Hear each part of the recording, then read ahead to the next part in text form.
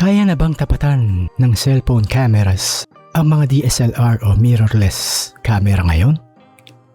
Maikling sagot, depende sa gamit, pero sa pangkalahatan ay hindi pa. Malaki na ang iniunlad ng mga smartphone camera pero may mga bagay na hindi pa rin nila kayang pantayan ang DSLR o mirrorless na may magandang lente. Narito ang paghahambing. Sa daylight photos, maaaring makasabay ang mga smartphone sa DSLR cameras. Sa low light naman, medyo hindi makakasabay ang mga smartphones sa DSLR cameras. Background blur o bokeh. Sa smartphone ay AI computational. Sa mirrorless naman ay natural optic blur. Zoom, digital plus telephoto sa mga smartphones. Sa DSLR naman ay interchangeable telephoto lenses. Dynamic range. Napakaganda dahil sa HDR. DSLR, mas natural at mas maraming editing latitude. Sa RAW editing, smartphone ay pwede. DSLR, mas malawak ang flexibility. Fast action sports, katamtaman lang sa smartphone at mas mahusay sa mga DSLR cameras. Professional video. Sa smartphone ay maganda. Sa DSLR, mas kontrolado at cinematic. Saan magaling ang smartphone? Sa ngayon ng mga flagship phones tulad ng iPhone 16 Pro, Samsung Galaxy S26 Ultra, Google Pixel 10 Pro ay nakakakuha na ng larawan na halos kapantay ng camera sa mga sitwasyong maliwanag ang ilaw, pang social media, travel, pagkain, portraits gamit ang computational photography.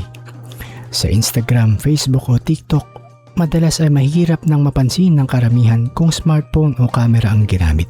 Pero bakit nananalo pa rin ang mga mirrorless o DSLR cameras? Ang pinakamalaking dahilan ay dahil sa sensor size. Mas malaking sensor ay nagbibigay ng mas maraming nakokolektang liwanag, mas mababang noise, mas magandang detail, mas natural na blur, mas mataas na dynamic range. Halimbawa ang Canon R10 na crop sensor o APS-C mirrorless camera o D7200 DSLR na gumagamit ng 35mm f1.8 lens ay mahirap pa ring tapatan ng kahit pinakamahal na smartphone pagdating sa wedding photography, concerts, wildlife, portraits, commercial work, at events. Sa video naman dito ay malaki na ang isinulong ng smartphones. Marami ng creators ang gumagamit lamang ng iPhone o flagship Android para sa YouTube, TikTok, Facebook Reels, vlogs.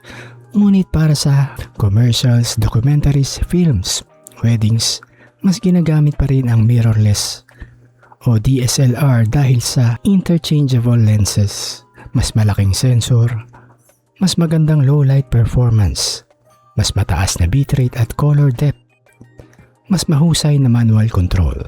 Pero sa P6, may limitasyon ang maliit na sensor.